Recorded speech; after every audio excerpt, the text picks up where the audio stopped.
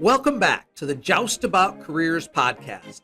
This episode features the highlights of the conversation with 2009 Van Buren graduate Evan Shank, a senior IT general controls and TBM business analyst with Orlando Health. The highlights focus on a typical day for Evan, how he has no regrets about his unique career path, and the importance of skills, networking, and certifications. If you want to learn more about Evan's career journey, you can always watch or listen to his full interview. And if you find this podcast useful, please share it with someone else who could benefit from it. Enjoy the highlights, and I'll see you here next Monday for a brand new episode. Have a great week.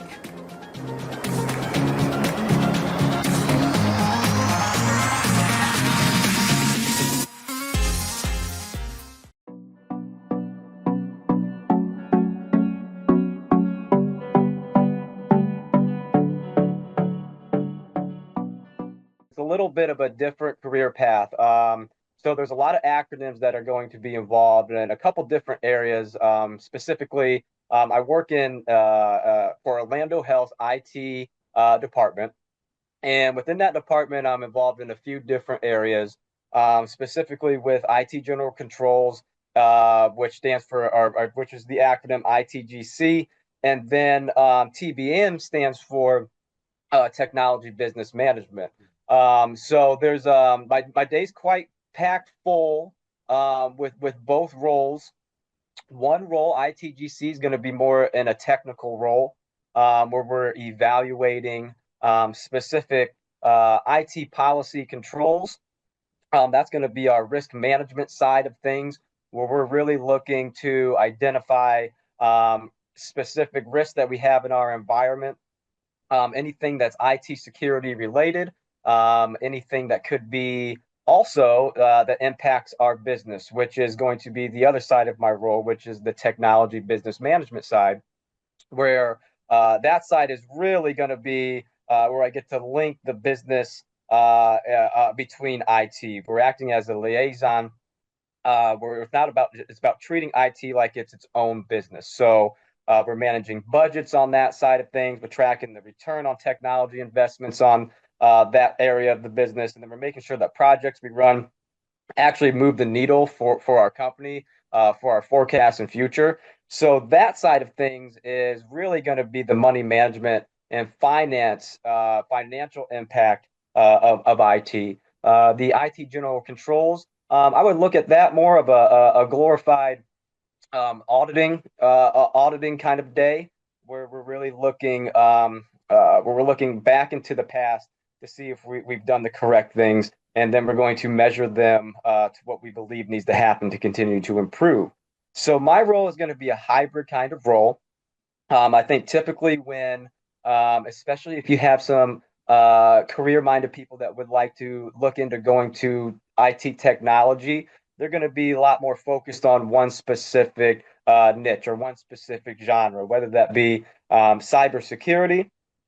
They could also go into solutions engineering or solutions architecture, which those are really advanced roles that require a lot of advanced degrees to get into. I think with what I've done and the career path that I've crafted, it's going to be a little bit of the opposite of that, right? Where I actually don't have an IT a college degree. I don't have a formal IT background. I really figured out a way to scratch and claw my way into this industry just by figuring out ways to get my foot in the door in areas that I felt like I could excel at.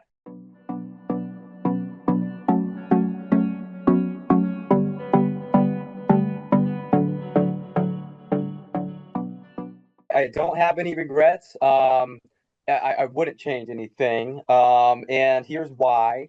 Are there thoughts that, hey, if I would have the extra accreditation or the extra validation in terms of certifications or degrees, would that help me right now in terms of, maybe working my way up a little faster? Absolutely, it would. So I think that advice is still needed to say, hey, if you know what you really want to do, and you know the pathway to get there, create a very strict pathway for you to get there and follow, what degrees and certifications that you really know that you need. For someone like me, my story is gonna definitely be the opposite, which was, no, I haven't used I can't say that I haven't used some of the things I've learned from the degree, but I am in a completely opposite field from what that degree ultimately it allows me to obtain.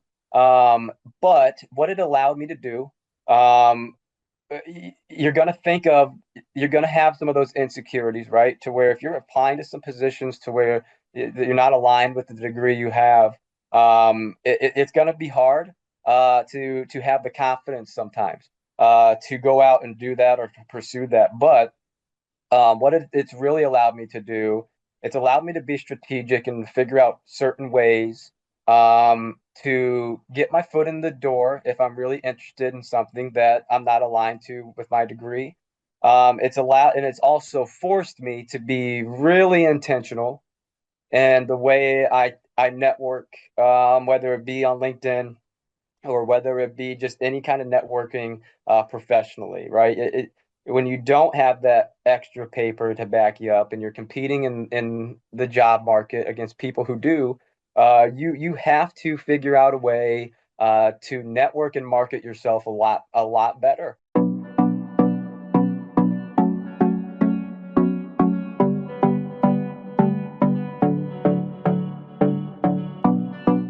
A lot more intentional, and you have to really sell your social skills. I think you have to sell your leadership skills, and you have to be able to basically just sell your character at that point. And what I would say is that I've had a lot of luck figuring out how to network with the right people on LinkedIn.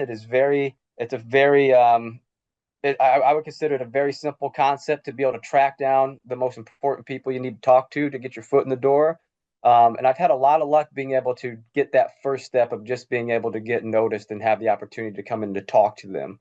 And once you're getting your foot in the door, then it's all on you, right? It's after that, the pressure, the perform that gets put on me, and to actually sell myself. And once you have that opportunity, and you do that well, you'll recognize that typically the people that you're talking to on the other side, they're humans, right? They're people first before they are managers or before they're directors or before they're the whatever high level job position title they have. 9 times out of 10, you're going to be speaking to an empathetic human being, someone that probably has had challenges to get to where they are at today that hasn't been perfect, that they've had to scratch and claw to get to where they're at too. So it's about finding the connections with the other people on the side of the phone, which is the most important thing.